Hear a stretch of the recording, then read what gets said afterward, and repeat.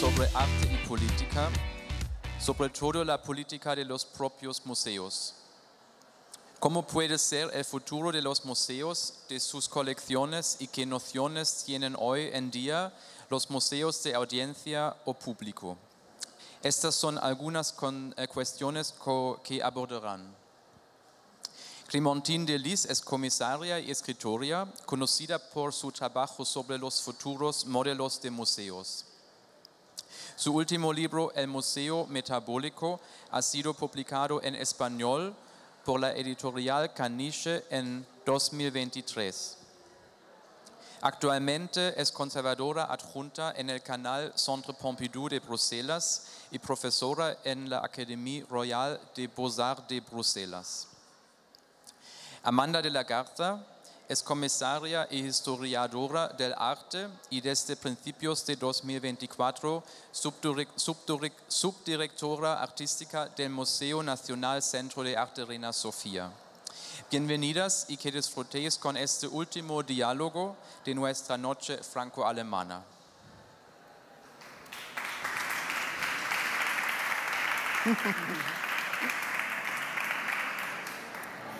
Bueno, buenas noches a todos y todas. Es un gusto estar aquí, un honor estar con Clémentine Delis y bueno, para discutir sobre algo que nos apasiona, nos conflictúa y nos permite hacernos preguntas sobre el quehacer del arte y de los museos hoy en día. Y algo que me parece muy interesante, que lo conversábamos antes, Clémentine y yo, es los manifiestos. A mí me gustan en especial los manifiestos. No sé si recuerdes, Clémentine, este libro sobre los 100 manifiestos en el arte, que es como un libro, una compilación de manifiestos. Entonces, me parece muy interesante como una forma crítica de pensamiento los manifiestos, y tú has escrito varios manifiestos en relación a cómo transformar los museos. Si nos puedes hablar sobre cómo el pensamiento del manifiesto puede producir cambios en términos de cómo actuar ante la realidad compleja de los museos hoy en día. Bonsoir, donc moi je vais parler en français, j'espère que vous me comprenez, ceux d'entre vous, et toi tu comprends de toute façon. Merci Amanda, merci à ce festival formidable. Je pense qu'on écrit des manifestes quand on a besoin de raccourcir le chemin dans un certain sens, et le dernier manifeste que j'ai écrit, en fin de compte, c'était autour de l'idée du musée en tant que lazarette. C'était à l'époque de Covid, où beaucoup de musées ont fermé leurs portes.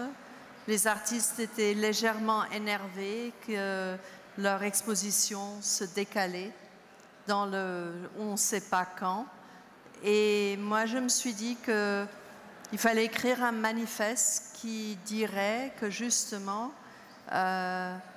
ces espaces muséaux sont des espaces à utiliser et à repenser. Et dans le contexte de l'éducation de curateurs, de commissaires d'exposition, il y a une normativité extraordinaire en ce moment. Et pour moi, l'ergonomie, le métabolique, si vous voulez, du musée, m'a fait penser au fait que si les musées, pendant Covid, étaient devenus des lieux de réhabilitation, nous aurions eu à avoir plus avec la règle d'or de 1,50 m pour l'accrochage, mais avec toute une autre architectonie. On serait en train de regarder le plafond, tout serait beaucoup plus bas. Les curateurs, les nurses seraient là à chuchoter, à faire un projet de care qui est très à la mode dans le contexte curatorial, donc un projet de remédiation. Et les tableaux seraient interpellés ou nous interpelleraient de manière assez importante, de manière aussi dans le contexte d'une guérison nécessaire dans un inconnu créé par une pandémie. Et avant ça, j'avais écrit un manifeste sur ça s'appelle le manifeste. Attends, il faut qu'on se rappelle parce que faut le déclarer, mais c'est un manifeste pour l'ouverture, en fin de compte, des collections séquestrées dans les musées ethnocoloniaux en Europe. Donc c'est l'impression que j'ai très souvent de parcourir les trottoirs de villes européennes et j'ai l'impression qu'en dessous du trottoir, il y a toute une réserve gigantesque de collections. Des collections qui ont été ramassées, pillées durant le 19e siècle et qu'on ne voit plus. On voit que les œuvres qui peuvent être insérées dans un projet néo-historiciste ou un projet nécrophiliaque ou un projet particulier, tandis qu'il y a tellement oui, surtout en ethnologie justement. Je pense que le musée le plus problématique, s'il y a des musées qui ne sont pas problématiques, je ne sais pas, mais le musée le plus grave où il n'y a aucune rédemption, c'est le musée ethnologique. Et là, tout simplement, c'est clair que les expéditions et les ethnologues, en grande partie, ont travaillé comme des huissiers. C'est-à-dire qu'ils ont tout pris du chez-soi de l'autre. C'est-à-dire qu'aujourd'hui, dans toutes ces villes qui sont à la base d'un pouvoir colonial, il y a également toute la vie écologique, religieuse, sartorielle, gastronomique, etc., agricole, et, dans ces sous-sols de musées en Europe. Et ça, pour moi, c'est un problème. Ça m'intéresse. Donc, j'écris des manifestes. Así es, creo que es un problema muy importante y digamos, hay un término que por supuesto lo desarrollas más en tu libro, que es el de la ergonomía. ¿No? La ergonomía normalmente la entendemos como algo que viene del diseño, ¿no? Algo que viene de funcional. Sin embargo, creo que tú empleas la ergonomía en otro sentido para hablar de la presencia del cuerpo en el museo, ¿no? Y digamos de la arquitectura, del lenguaje expositivo, ¿no? De la necesidad de transformar el lenguaje museográfico y digamos la relación entre la arquitectura del museo y el cuerpo de quienes habitamos el museo, visitantes, curadores o comisarios. Y en ese sentido me gustaría si pudieras elaborar más sobre la noción de ergonomía y cómo la estás trabajando y la importancia tan crucial que tiene para lo que has desarrollado en términos de una idea de transformación del museo.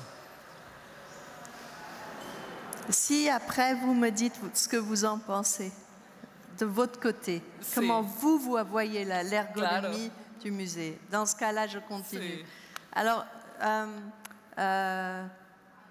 les grands magasins ne permettent pas à des gens de faire du lounging.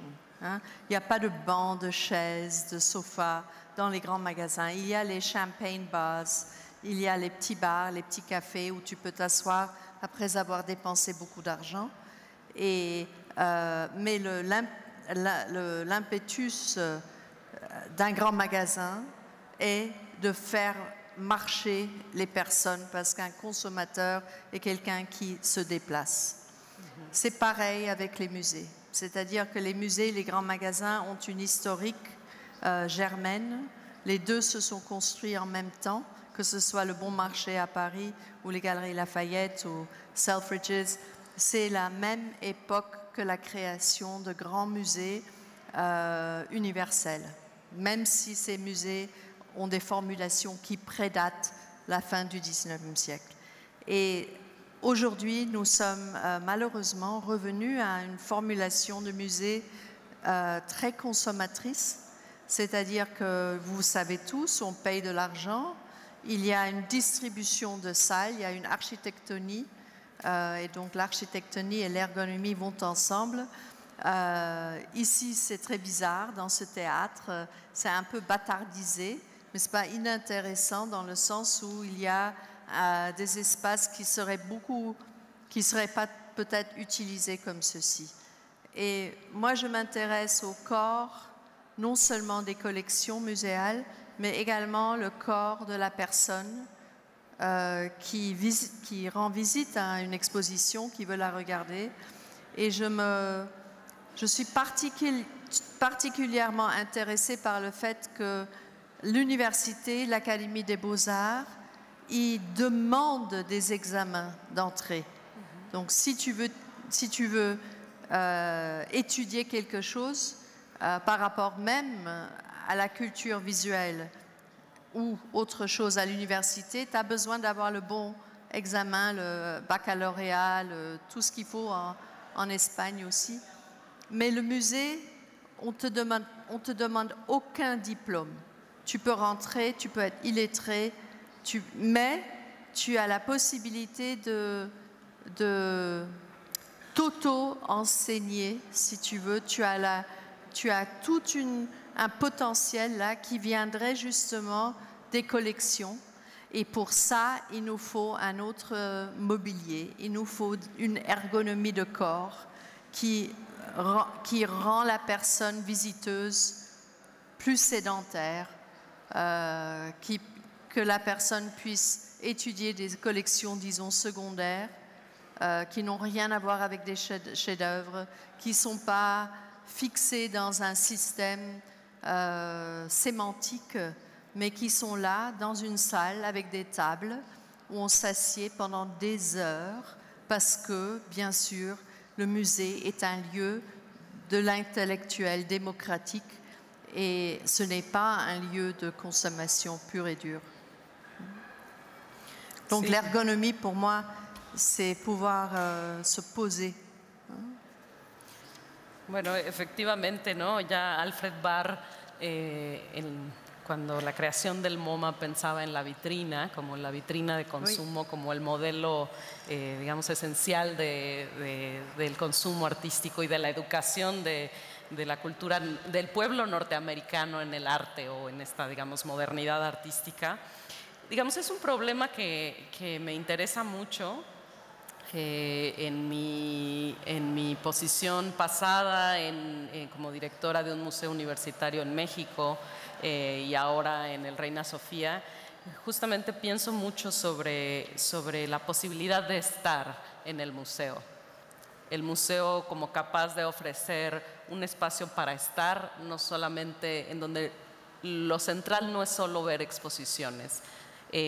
Sí creo mucho en el museo como espacio público, es decir, como ante la reducción, ante la polarización social y la devastación de la noción de espacio público, tanto en términos físicos como en términos, digamos, sociales.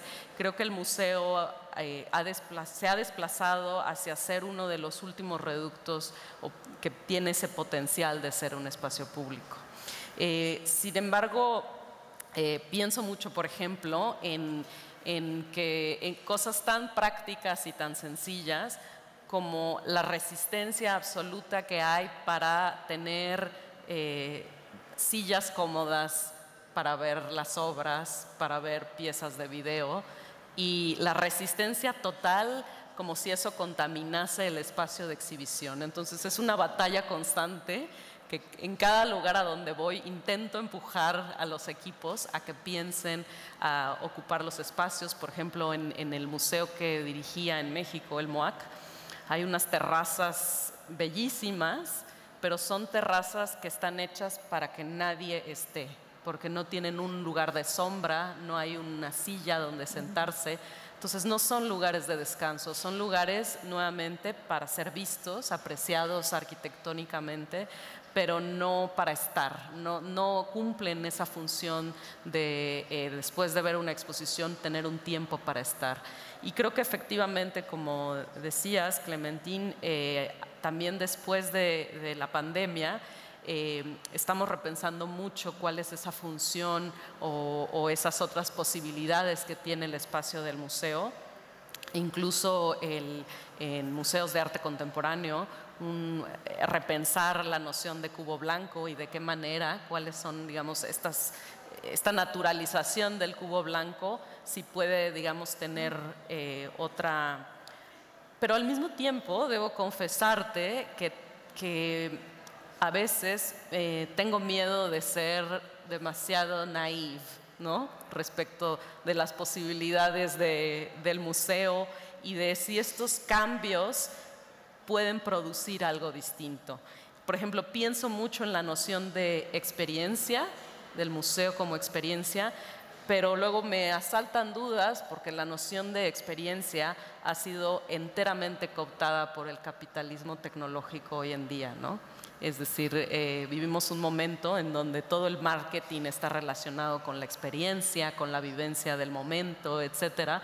Entonces, ¿cómo digamos, en un mundo, en especial en el ámbito de los museos, en donde hay una transformación del gusto hacia algo muy dirigido por el mercado, por un lado, y por otro lado, una especie de gusto neopop, ¿no? Muy relacionado con las redes sociales y sin satanizar a las redes sociales. Entonces, ¿cómo podemos trabajar desde otro lugar teniendo todo eso circulando, digamos, en la propia experiencia del museo y más en museos, digamos, de gran escala? Entonces, para mí esa es una pregunta importante que no tiene una única respuesta, pero sobre la que pienso constantemente, ¿no? Cómo poder transformar los espacios del museo de maneras que parecen sutiles, pero que transforman enteramente cómo pensamos el espacio arquitectónico y lo que significa social y políticamente el museo. Écoutez, moi je pense que les normes aujourd'hui, qui sont d'ailleurs souvent soutenues par la drogue de la scénographie. Je suis contre cette drogue scénographique, que les expositions enchaînent tout de suite des dépenses assez considérables pour les murs, pour surtout quand il s'agit d'expositions avec des collections. Et je reviens à la question de la collection d'Autre Monde, que ces collections sont souvent mises en arrière-fond, et on préfère, si on veut faire quelque chose sur la migration ou sur le colonialisme, on préfère insérer beaucoup plus de médias que de penser à un dispositif qui permettrait l'étude de ces collections dans un autre contexte, un contexte beaucoup plus disciplinaire où le paradigme du musée est mis en question. Donc je pense qu'on ne peut pas penser le public du musée, le public en tant qu'être qui est dans un état expérientiel plutôt que, oui, où tous les sens jouent un rôle. On ne peut pas parler du musée d'un côté et avoir des réserves qui ne sont pas accessibles. Et en ce moment, il y a une nouvelle mode qui est assez pernicieuse parce que c'est un leurre. Et ce leurre, je ne connais pas le mot en français ni en espagnol, c'est open storage. Est-ce que vous comprenez ce mot, open storage? Ça veut dire que dans le cadre du musée universel, on se dit, tenez, on va montrer beaucoup plus. On n'a pas besoin de faire une exposition particulière, thématique, mais on va créer des étagères, des vitrines, et là, on va mettre plein de choses et plein. Et la Victorian Albert Museum, la V&A, elle a fait un nouveau musée que j'ai malheureusement pas vu, mais j'ai vu les plans. Et c'est aussi un cas de open storage. À Rotterdam, il y a une petite bulle, le Boymans, qui est aussi un open storage. À la Humboldt Forum à Berlin, encore une fois le open storage. Et qu'est-ce qui se passe? C'est qu'on fige de manière taxonomique et visuelle tout des tas d'objets qu'on montre sous une égide de quelque chose, que ce soit l'explorateur ou que ce soit l'ethnie, que ce soit la région. Donc tous les problèmes qu'on a déjà sentis et débattus pendant pas mal de temps sur la taxonomie, sur le colonialisme, sur les divisions discursives, elles se répètent dans cette mise en espace assez stagnante. Et je pense que la question de comment penser le corps du musée avec le corps de la collection, donc ce métabolisme dont je parle dans le livre, c'est aussi une question de se dire « Ah bon, alors, non, je n'ai pas besoin d'un café. Je sais que c'est rentable. Non, je n'ai pas besoin d'un magasin, une boutique de musée qui vend toutes les mêmes choses que je peux trouver dans le musée d'en face. Je veux repenser l'utilisation même du musée. Et souvent, j'essaye, au lieu d'avoir des idées de grandeur comme ça, de faire des exercices. Donc pendant pas mal de temps, j'ai fait des exercices à l'intérieur d'expositions qui sont déjà mises en place. Parce qu'aujourd'hui, nous travaillons dans les musées ou en tant que commissaire avec une rigidité temporelle. Donc tu fais une expo de 3 mois ou de 6 mois ou une permanente. Et après l'ouverture, après le brouhaha qui se fait avec des événements, pour l'expo, elle est là. Et donc moi, j'essayais d'insérer des chambres de débat avec des collections d'autrui venant d'autres musées pour parler dans le contexte public d'une hétérogénéité de collections, de ne pas permettre au musée d'avoir ce vanitas de sa collection. Notre musée a une très bonne collection. Non, mais de regarder tout ce qui est, si vous voulez, moins reconnu, qui n'a rien à voir avec un chef-d'œuvre, et d'en faire des agglomérations, d'en faire des lieux d'études, en fait ce que j'appelle un musée universitaire. Je pense que nous avons vraiment besoin de travailler ces collections secondaires. Nous n'avons pas le droit de les séquestrer, de dire, bon, on a beaucoup de tableaux horribles du 19e siècle, mais moi je veux les voir maintenant, parce qu'il y a tellement de tableaux en ce moment que je veux pouvoir comprendre un petit peu, je veux pouvoir, en tant que public, créer ma propre histoire de l'art. Et pour ça, je ne veux pas qu'on me mette dans des divisions disciplinaires qui sont venues justement d'une extraction coloniale. Donc je n'accepte plus ces divisions de musées, dit-on, histoire de l'art, ethnologie, design, contemporain, blabla. Je veux bien qu'il y ait des grands musées comme le Prado, mais pour moi, la question du futur du musée, il a affaire avec ce que j'appelle l'intellect démocratique.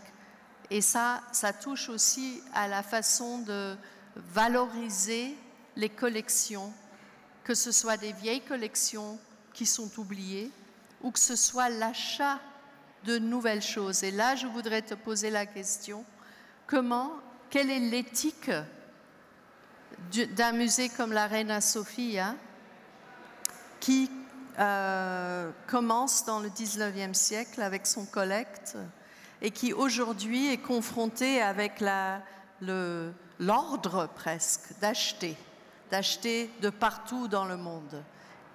Où trouvez-vous votre critère d'achat?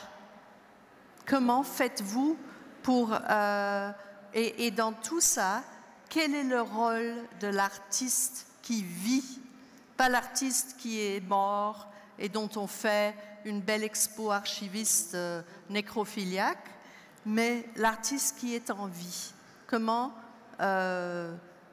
proposez-vous un mariage entre le passé et le futur?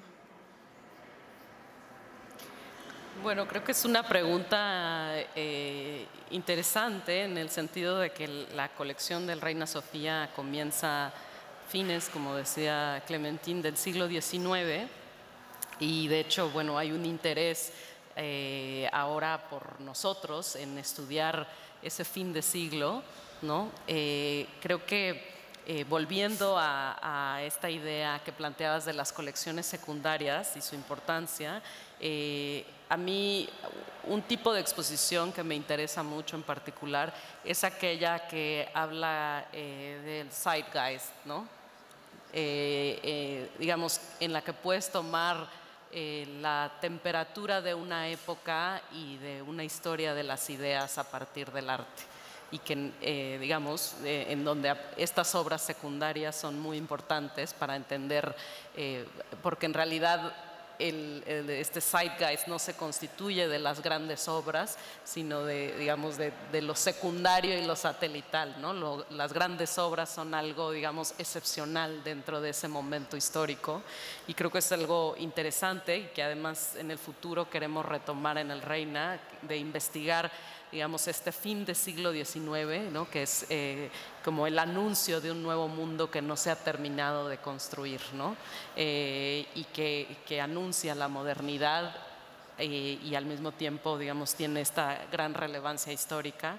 Y en ese sentido, pero por supuesto también en esta visión que planteas, ¿no? Necrofílica, por supuesto el museo desde hace mucho tiempo colecciona archivos y ha tenido un énfasis muy importante en los archivos, y no hay nada más necrofílico que los archivos en el sentido de, digamos, como esa materia inerte de alguna forma que habla del pasado y en donde la tarea del museo es reconstruir esas historias, ¿no? Este storytelling del que hablábamos antes, bueno, fuera del foro público, y que creo que en ese sentido tenemos que repensar de alguna manera la forma en la que opera el archivo respecto del presente.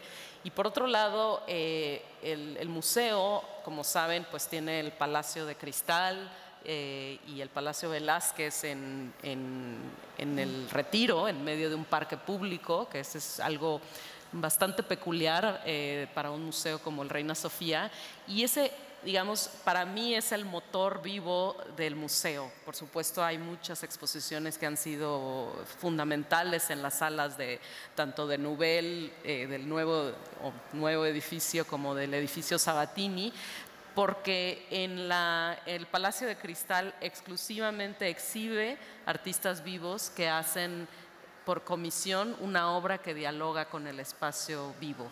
Y eso es algo, tal vez incluso antes de trabajar en el Reina Sofía, es uno de mis lugares favoritos, porque es una arquitectura tan poco propicia para una exposición, un palacio de cristal hecho para una exposición universal, con una fragilidad enorme, que de hecho era un pabellón temporal y que ha perdurado por décadas, y que se vuelve esta especie de relación con el presente, ¿no? Y con el pasado en medio de la fragilidad de lo que significa esa arquitectura. Entonces, para mí es algo importante. Y por otro lado, creo que también el museo, y digamos, eso es una postura personal, también desde hace décadas ha hecho un trabajo muy importante, que es las colecciones de arte latinoamericano, en la medida en que obedece pues a una posición que creo que hoy en día es muy importante repensar en España,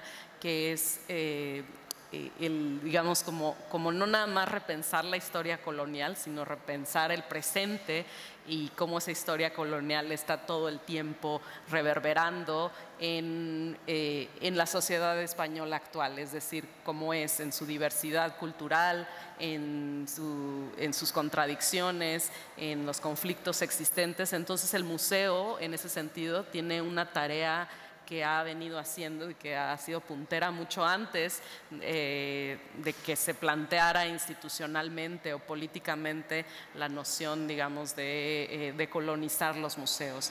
Y en ese sentido es una pregunta abierta, porque no hay una manera, digamos, no hay unas reglas escritas de la forma correcta de hacer esto, pero que creo para el contexto europeo y español es muy importante esa tarea. Y creo que también tiene que ver con esta relación con los artistas vivos de América Latina y también con un mundo intelectual en América Latina que ha pensado su propio contexto y que tiene que estar en diálogo, en una igualdad de condiciones, es decir, en un reconocimiento de pares sobre la producción artística, es decir, en donde es posible repensar también las colecciones, las propias colecciones fundacionales del Reina a partir de estas nuevas líneas de colección.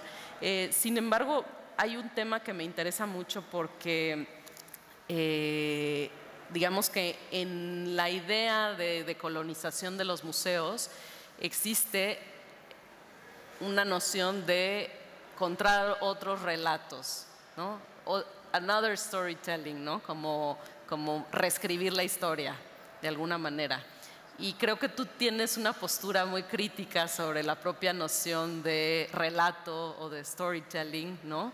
Y que conversábamos antes, y me interesa mucho porque eso ha sido el modo, digamos, como muchos comisarios nos hemos formado, ¿no? En esta idea del storytelling y obviamente de los ensayos curatoriales y de las reescrituras historiográficas y entonces de qué otra manera podemos afrontar las colecciones y el trabajo comisarial para poner en jaque o repensar a las instituciones museísticas.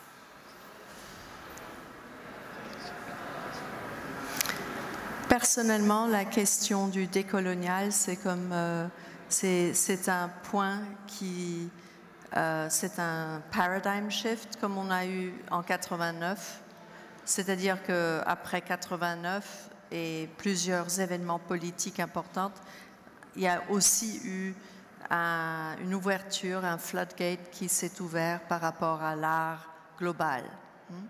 Et comme moi j'ai étudié l'art à une époque où tout se déroulait entre l'Amérique du Nord et l'Europe de l'Ouest, et avec un réseau de galeries très précis et un débat entre artistes très identifié, d'un coup, tout s'est ouvert. Et je pense que 2020, avec Black Lives Matter et la mort de George Floyd, ça a déclenché un autre moment. Ça veut dire que la question du décolonial doit se penser, doit s'exercer. Et je dis exercer parce que pour moi, c'est une question aussi de ne pas avoir un gros pinceau et se dire on va tout changer. Maintenant, on est un autre genre de musée, on va changer la définition du musée. C'est plutôt de faire des exercices. Donc des choses beaucoup plus modestes qui n'ont peut-être pas besoin de 3 ans de préparatifs, qui ne coûtent pas ou qui ne demandent pas des assurances ou des budgets de scénographie, mais qui utilisent ce qui est déjà là, qui si vous voulez, n'ont pas besoin de boucher un trou, puisque tout le matériel est déjà sur place. Et ça consiste donc de trouver des méthodologies, pas dans un sens académique du tout, mais des méthodologies plurielles pour faire ce décolonial. Et moi, en tant que femme blanche européenne d'un certain âge, pour moi, mon décolonial, ma position que je défends, c'est de faire comme ça, c'est de cogner contre les disciplines universitaires, les musées qui sont liés à ces disciplines universitaires et de trouver des moyens de décortiquer ou d'ouvrir les serrures de ces collections. Je vous donne un exemple. Je travaille avec une nouvelle institution qui sera ouverte en 2026 qui s'appelle Canal, Centre Pompidou à Bruxelles.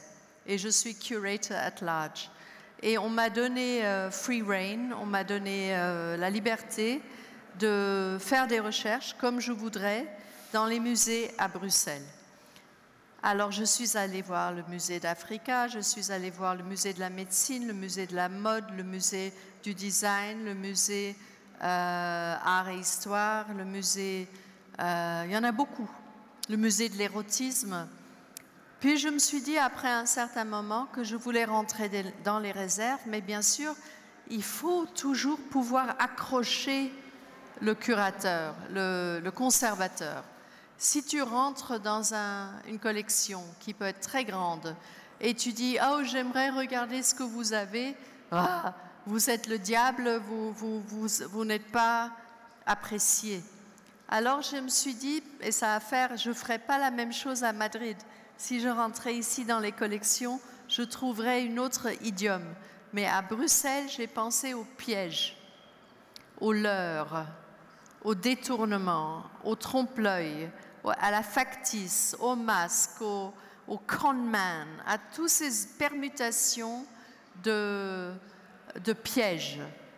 Et quand j'ai posé la question aux conservateurs, par exemple du musée de la médecine, piège, il a dit c'est la trépanation du XVe siècle. C'était cette chirurgie complètement folle pour enlever la pierre de la folie. Ou si je vais chez le musée royal des sciences naturelles et je dis piège, et je dis oui, je m'intéresse pour les NAS. Bon, d'abord, ils me montrent les pièges qu'ils ont dans les réserves pour attraper les bêtes et les mythes, mais en même temps, ils me montrent des chimères, donc des fausses animaux créés à un certain moment pour prétendre être des animaux mythiques qu'on a découverts. Mais ils me disent, le plus grand piège, c'est la sémanticité, c'est la sémantique, c'est la taxonomie. Et c'est cette flexibilité de pouvoir interroger quelque chose qui fait pas fantasmer, mais qui ouvre un politique imaginaire dans le cadre des collections, qui va nous permettre aussi de les revoir en dehors de ces corsets, si vous voulez, de ces pièges disciplinaires. Et là, moi, je dois vous dire que les réactions des conservateurs et des musées est extrêmement positive. Donc, pour nous, la question de quoi faire avec ces collections, oui, on a besoin de storytelling, mais on a vraiment besoin de les voir. Et pas de les voir justement dans, voilà, prenons cette salle fantastique, créons un mobilier, parce que ça n'existe pas, et permettons aux personnes qui ne rentrent pas dans les universités, qui sont ici, qui sont des migrants très souvent, d'utiliser l'espace, mais aussi de voir des collections différentes. Et pas diviser, sectionner, comme nous le sommes en tant que personnes, comme êtres humains, sectionnés, comme la botanique est sectionnée. Tout est devenu une série de taxonomies. C'est extrêmement important de nous laisser regarder les choses, d'utiliser l'œil de vagabond, comme dirait Merleau-Ponty, de poaching. Les chasseurs qui comment ça s'appelle, Wilden auf Deutsch, qui font de la chasse là où ils ne devraient pas faire de chasse. C'est ça dont on a besoin en ce moment. On a besoin d'une... il ne faut pas que l'histoire de l'art détermine maintenant les nouveaux canons. C'est un autre processus, et ce processus n'est pas résolu par la provenance, par exemple, par la restitution. La restitution, la politique de la restitution, elle est extrêmement importante. Mais si elle nous empêche d'avoir accès aux collections ici, parce qu'on est tout le temps en train de penser une politique proxy européenne, de retour de 50 objets, si on a de la chance, qu'est-ce qui se passe avec tout le reste qui est là ?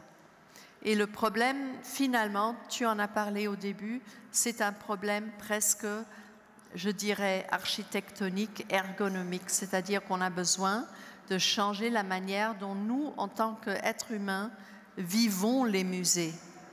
Et je veux bien qu'il y ait des chaises partout, mais moi, je veux des tables de travail. Et je suis convaincue que des artistes contemporains, je prends toujours le même artiste comme exemple, mais un artiste américain comme Wade Guyton, donc quelqu'un d'assez rigide et strict formellement, que ça lui ferait aucun problème d'avoir une grande table de réunion.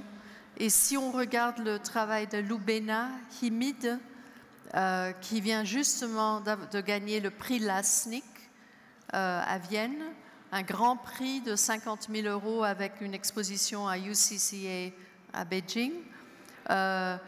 Si on regarde son travail, en ce moment, elle pose des grandes tables dans ses expositions et le public peut réserver la table pour avoir son débat, pas pour manger, pas pour les gosses, mais pour utiliser l'espace comme un lieu de rencontre et d'échange dans un moment contemporain qui est très, très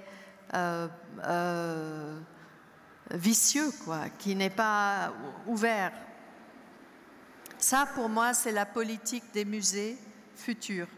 C'est pas de préparer des plats comme des surgelés ou des congelés qu'on donne au public comme ça, c'est plutôt de sortir les collections et de mettre l'argent, pas dans une scénographie cosmétique dont on n'a plus besoin après, qui est insoutenable, hein, qui coûte énormément d'argent, mais d'établir des espaces où ces collections secondaires peuvent être mises en assemblage, où il n'y a plus besoin de thématique, parce que tu sais que le 26 novembre, tout un convolu du Prado va arriver avec tout ce qui est d'un autre musée et on vient pour voir ce qui est arrivé de ces collections secondaires. On n'a pas besoin de savoir que ça tourne autour de ce thématique ou cet artiste, non. C'est juste là et puis vous le recherchez. Vous avez des livres, vous avez des ordinateurs, vous pouvez faire des traductions, des translocations, vous pouvez créer de plus et plus de stories, plus de narratifs. Pas un narratif qui est tamponné parce que la personne vient de la culture d'origine ou parce que la personne blabla, mais des surplus, des multiplications de narratifs qui sont non exclusives. Recuerdo escucharte en Palma de Mallorca en una conferencia del CIMAM hace un par de años, en donde hablabas justamente, recuerdo algunas imágenes en donde había personas enfrente de unos cuadros y como una lámpara de estudio, y hablabas un poco de la posibilidad de este contacto cotidiano y constante con esas obras de arte, es decir, como en una lógica corporal y de contacto que de alguna manera genera una relación distinta con las obras. Entonces, esto que estás planteando ahora me recuerda, digamos, a este experimento, ¿no? Oui. Que habla justamente de lo que produce esa relación con las obras de una manera continuada, constante, no como algo, digamos, excepcional, como una visita escolar a un museo, a las grandes colecciones, ¿no? Y cómo eso puede ser, digamos, estas metodologías experimentales pueden producir otro tipo de relaciones con los museos y convertir a los museos en otra cosa. Es decir, es el ámbito de esa transformación de esos vínculos lo que puede producir espacios de transformación en las instituciones. Oui, mais ça, je veux dire, ça, je pense, ce dont tu parles, je finis? Ok. C'est mes étudiants à Karlsruhe, en Allemagne, ont pensé à comment créer des meubles pour travailler dans le musée. Alors, c'était un groupe fantastique de jeunes curateurs toutes des femmes, et elles ont acheté des chaises de régie, genre qu'on achète pour presque rien online, you know, director's chairs, et elles les ont reconçues avec des tables en forme de langue, parce que c'était des meubles, des chaises métaboliques, donc il y avait la langue, et puis il y avait un sac pour mettre son papier, et il y avait un bâton, et sur quelques bâtons il y avait des lampes, parce qu'il y a bien sûr des expositions avec des vidéos, et on est dans le noir, mais on veut travailler, on veut usurper tout ce qui est dans ce lieu civique, donc on a besoin d'une lampe pour travailler. Mais encore plus intéressant, c'était l'idée d'avoir une petite étagère et un très petit projecteur qui permettait, dans les mots, on dit en anglais, to spam the hang. Yeah, spamming, you know, l'ordinateur qui est bourré de choses qu'on n'a pas commandées. Mais c'était plutôt de se dire, OK, une personne vient au musée, s'assied, prend son Bluetooth. Les normes d'accrochage sont telles qu'aujourd'hui, on sait qu'il va y avoir de l'espace entre deux tableaux, c'est pas collé. Et donc, moi, je suis assis là avec mon projecteur et je fais un spam où je lance ma banque de data visuelle, Instagram égale, entre les deux tableaux. Et comme ça, la jeune personne, elle est en train de auto-curater son expo. Donc, elle prend charge d'un peu de mur, hein, elle squatte le mur du musée. Mais ce qui est intéressant, c'est qu'en même temps, à gauche et à droite, il y a deux tableaux. Et cette façon de voir de manière intensément dialogique, hein, de ne pas avoir à suivre les relations visuelles entre les choses qui ont été prescrites par l'exposition, prescrites par le curateur, mais là où moi je peux jouer avec ce que je veux voir, ça pour moi c'est très excitant, et ça on a essayé de faire plusieurs fois. C'est des exercices, c'est rien d'autre. Bueno, pues estamos por concluir, pero por supuesto quería preguntarles a ustedes si tienen alguna pregunta. Tenemos poco tiempo, pero si alguien tiene alguna pregunta para Clementine, para mí. Amanda. Oui. Sí. Yes. I can't hear you though. Con la traducción. Okay. Pero en español. Vale. Yo quería preguntarle acerca qué piensa sobre algunas partes de la academia que quieren o que han mencionado que existen diferencias en lo que llaman alto arte y bajo arte. Yo quiero que me pueda decir qué piensa sobre esos conceptos o esa división, si piensa que es artificial o que realmente está bien fundamentada.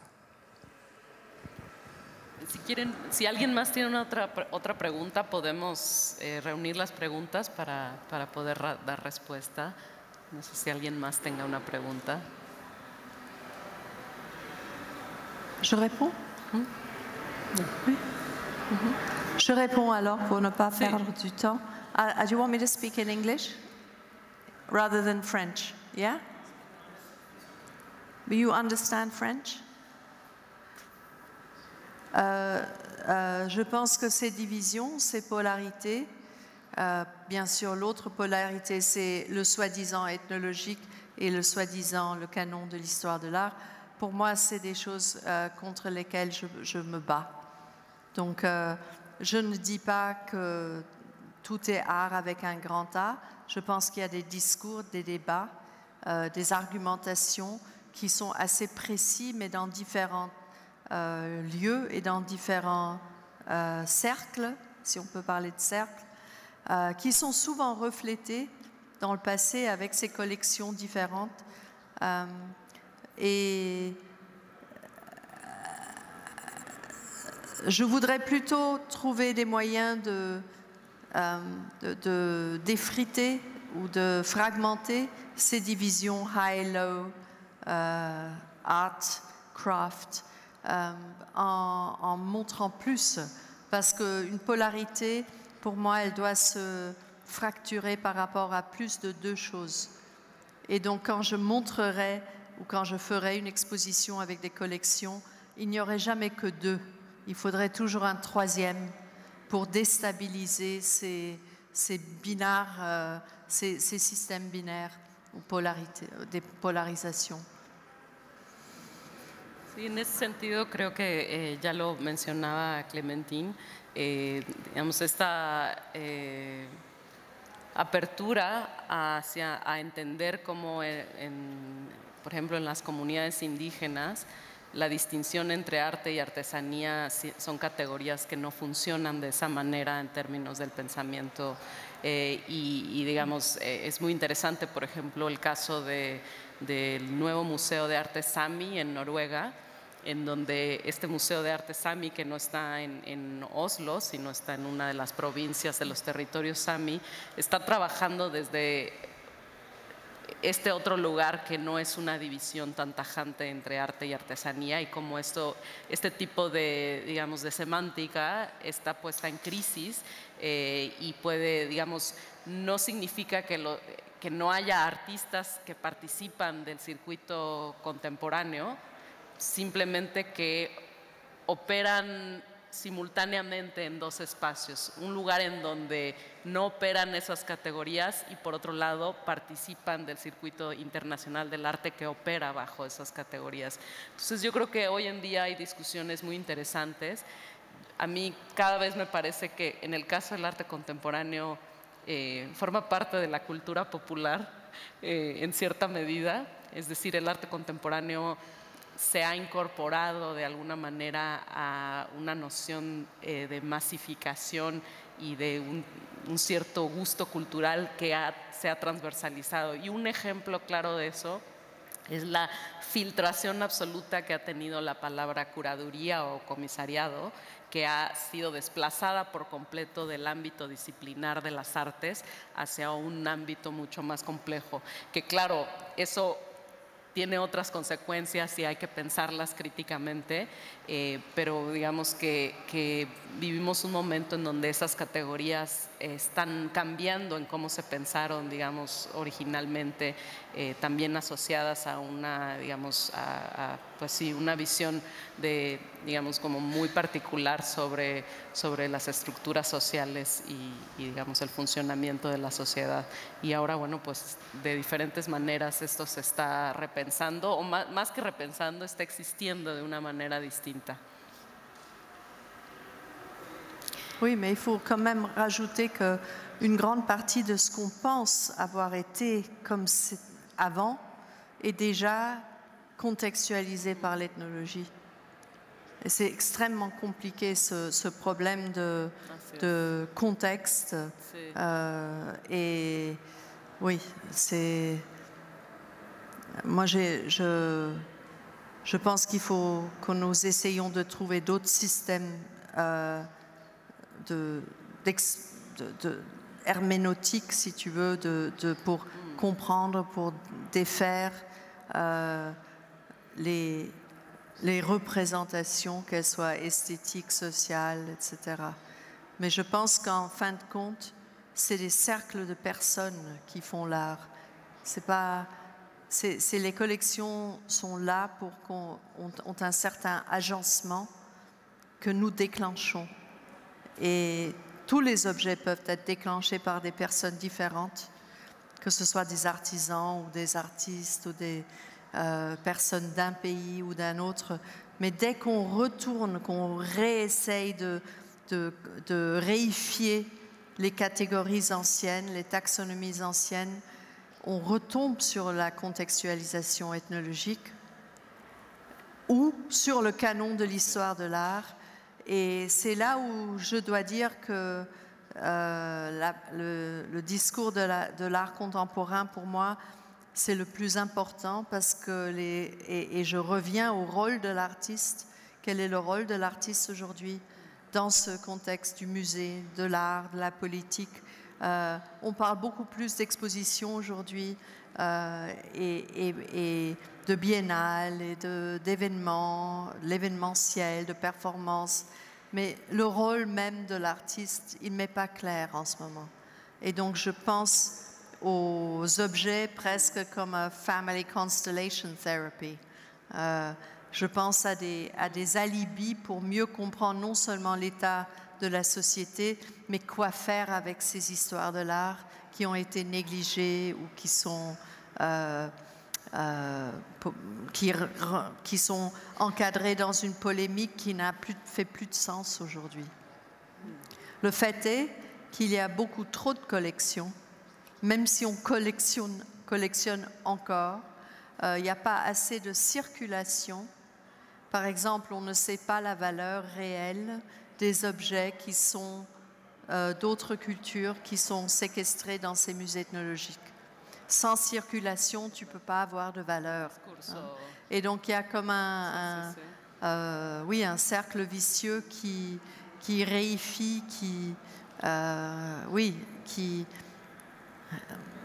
l'idéologie de la conservation joue son rôle aussi. Et tout ça, c'est à repenser, je pense. Así es. Y bueno, pues muchas gracias Clementine. Merci à toi. Merci à toi. Y gracias a ustedes. Merci.